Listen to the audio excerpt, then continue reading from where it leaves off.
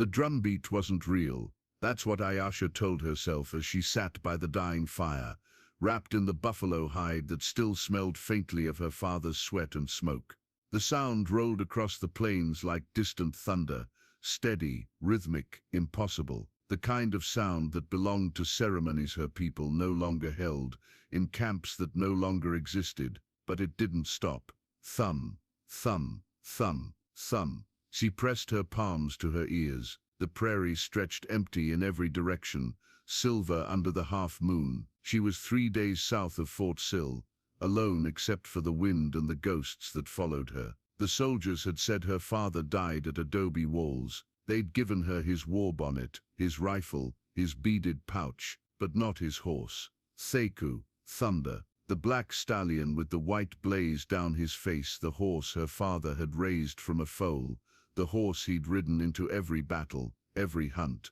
The soldiers said the horse had bolted during the fight, said it was probably dead by now, taken by wolves or white men. But Ayesha had dreamed of him 3 nights running. And now the drums. She stood slowly, letting the hide fall from her shoulders. Her hand went to the knife at her belt, the only weapon she had left. 14 winters old, cast adrift between worlds, too Comanche for the reservation, too young to survive the open land alone. But the drums called. Thump, thump, thump. She followed. The sound led her south toward a canyon she didn't recognize. The ground beneath her moccasins shifted from grass to stone. Shadows pooled deep between the rocks. And as she descended into the canyon mouth, the drumbeat grew louder, no longer distant, no longer a whisper carried on wind. It was here. Ayesha rounded a bend and stopped cold. A fire burned in the canyon floor, and beside it, tied to a mesquite tree, stood Sekou. The black stallion's head lifted, his ears pricked forward, and in the firelight his eyes met hers, wild, knowing, alive. But the horse wasn't alone. A man sat on the opposite side of the fire, back to her, shoulders draped in a beaded coat. Ayesha recognized, her breath caught.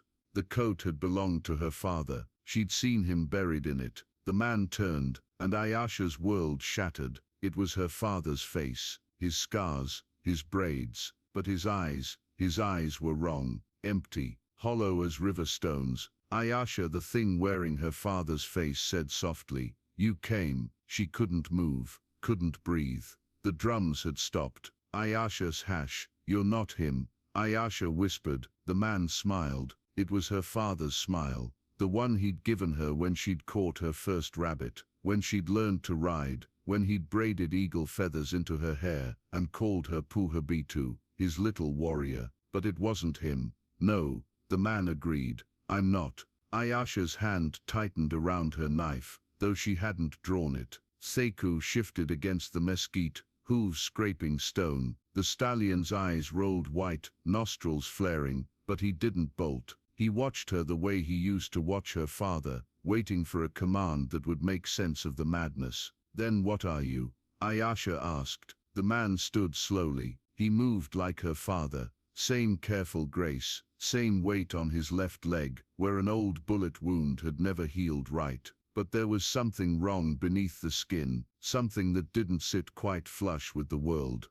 "I'm what's left," he said. "When a man dies far from home, sometimes the land holds on to pieces, memories, echoes." He gestured to the fire. "Your father's spirit is gone, child, but his shadow lingers, and the horse remembers." Ayesha's throat closed. She wanted to run, wanted to scream, but her feet stayed rooted. "Why?" she managed. "Why are you here?" The shadow father tilted his head. "Because you called. 3 nights you dreamed of the horse. 3 nights you sang the old songs by your fire." His voice softened. "The land heard you, and I answered." Sekou whinnied, low, mournful. "He's been waiting for you." The shadow continued. "Ever since adobe walls, he carried your father's body 3 miles before the soldiers found him, fought them when they tried to take the war bonnet, ran when they raised their rifles." Ayesha's vision blurred. She blinked hard. "The horse remembers," the shadow repeated, "and he's been searching for you ever since. But he's hurt, Ayesha,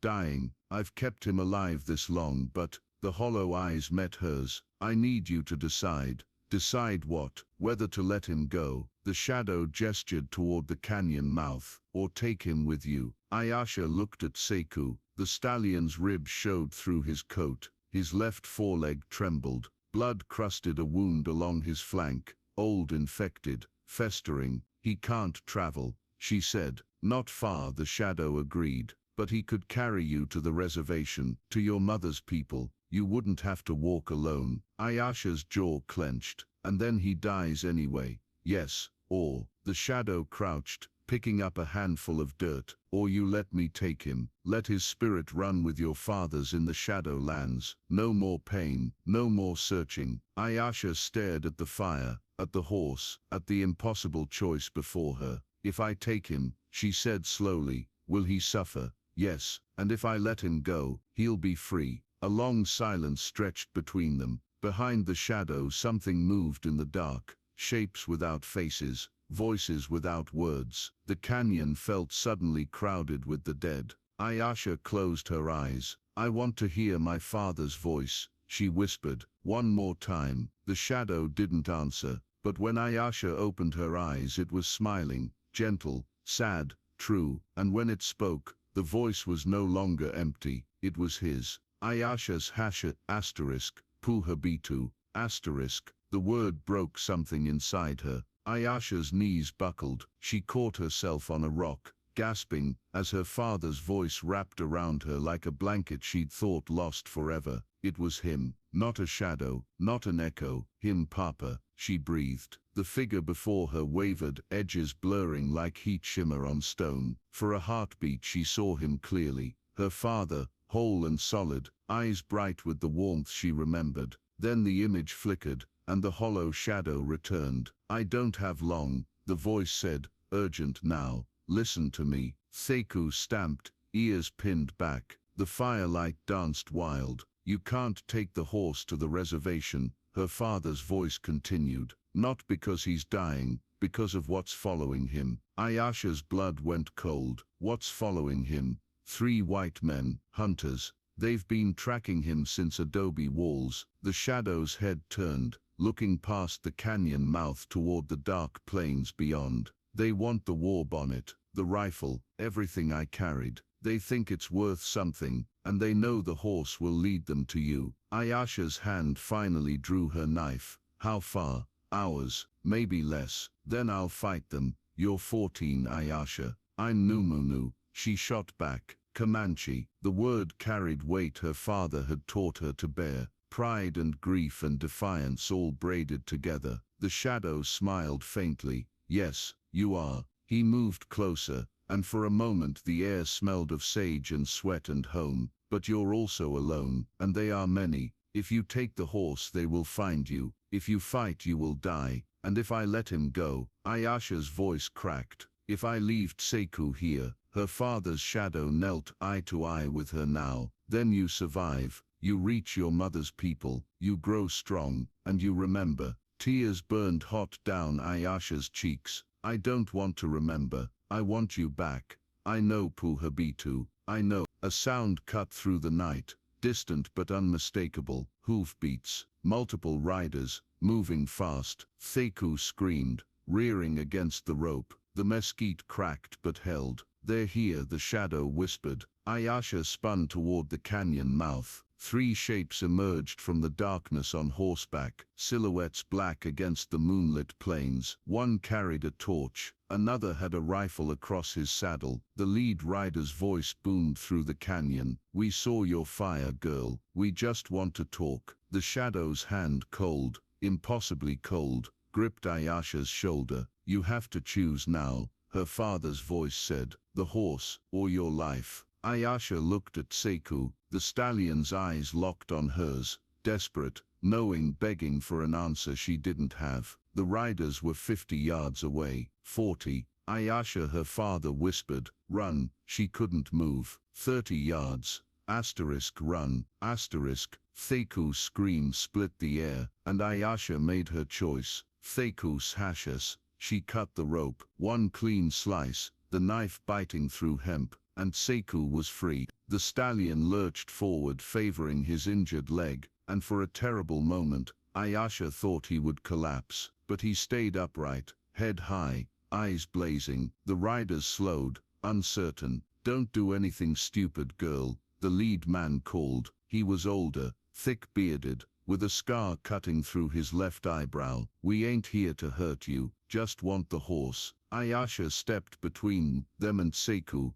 knife raised. Her hands shook, her voice didn't. "He's not yours." The man laughed, sharp, dismissive. "Ain't yours either, little savage. That's army property, stolen from adobe walls. We're here to collect the reward." "There's no reward," Ayasha said. "You're lying, smart girl." The second rider, younger, nervous, shifted his rifle. "But the horse still ain't leaving with you." Behind her, the shadow moved. It no longer looked like her father. It was something older now, something vast and terrible, shape bending wrong in the firelight. The air grew heavy. The horses whinnied, spooked. The lead man cursed, jerking his reins. "What the hell?" "Leave," Ayasha said, and her voice wasn't her own. It was layered, ancient, pulled from the canyon walls themselves. "Or join the ghosts you came hunting." The nervous rider's horse reared. He tumbled backward, landing hard in the dirt.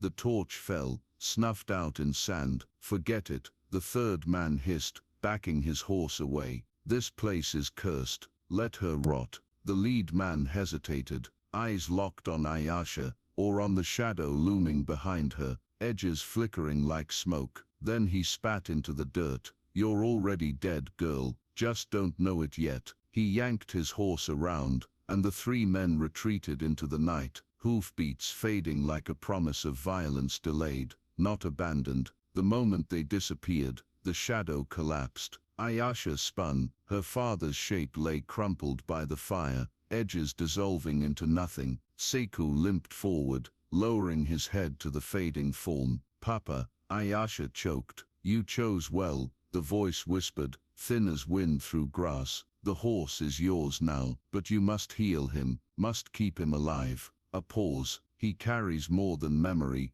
Puhabitu. He carries your people's strength. Don't let it die." "I don't know how." "Yes you do." The shadow's hand reached up, and Ayasha grasped it, solid for just a heartbeat. "Warm. Your grandmother taught you the healing songs," her father's voice said. "Sing them, and Sekou will remember how to fight." Ayasha's throat closed. "Will I see you again?" The shadow smiled, her father's smile, true and whole one final time. "In every sunrise, every hoofbeat, every story you tell." The hand dissolved in hers. "Now go, daughter. You were never meant to walk alone." The fire went out. Ayasha knelt in the dark, holding nothing, tears streaming. Sekou pressed his muzzle against her shoulder, breath warm and steady. And in the silence, Ayasha began to sing, "Mayashas Hashas." The healing took 4 days. Ayasha found water in a spring, hidden deeper in the canyon. She made poultices from yucca root and wild sage, the way her grandmother had shown her before the soldiers came, before the world broke apart. She sang the old songs, low and steady, the ones that called to the spirits of resilience and survival, and Sekou listened. On the first day, the stallion couldn't stand without trembling. On the second, he drank from her hands. On the third, the wound along his flank began to close, angry red fading to pink scar tissue. On the fourth day, he walked without limping. On the fifth day, they left the canyon together. Ayasha rode bareback, fingers tangled in Sekou's mane, feeling the powerful rhythm of muscle and bone beneath her. The plains stretched endless, but she wasn't afraid anymore. The drums were silent now, truly silent, not waiting, not calling. The Shadowlands had released her. She turned the horse north, toward the reservation, where her mother's sister lived. It would be a hard life there, she knew, a small life, hemmed in by boundaries drawn by men who didn't understand the land, who thought survival could be measured in rations and head counts.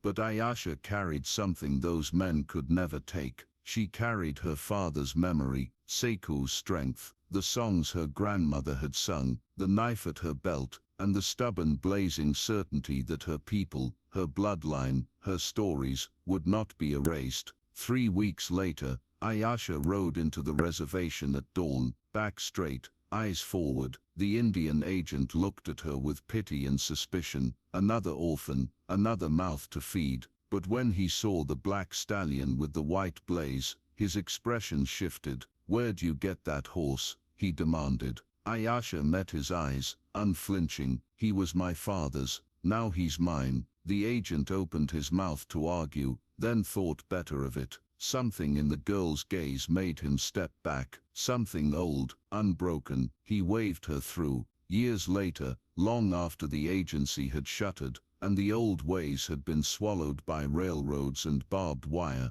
people still told the story of the Comanche girl who'd walked out of the plains alone and returned on a ghost horse. They said she'd followed the sound of drums that no one else could hear, said she'd spoken with shadows and outrode death itself. Some said it was legend, others said it was grief. But Ayasha knew the truth. She kept Sekou until he died of old age. 20 winters later, gray-muzzled and peaceful in a corral she'd built with her own hands. When he passed, she wrapped him in her father's war bonnet and sang the old songs one last time. And on the night he died, the drums returned, distant, gentle, welcoming. Ayasha stood alone under the stars and listened as the sound faded west, toward the Shadowlands, carrying her father and his horse home together at last. She never heard the drums again, but every time she rode, every time her children and grandchildren learned to sit a horse, to sing the healing songs, to speak the language that schools tried to steal, Ayasha felt Sekou's heartbeat beneath her, steady, unbroken, alive, and she knew some things can never be taken, only remembered, only passed on, only loved.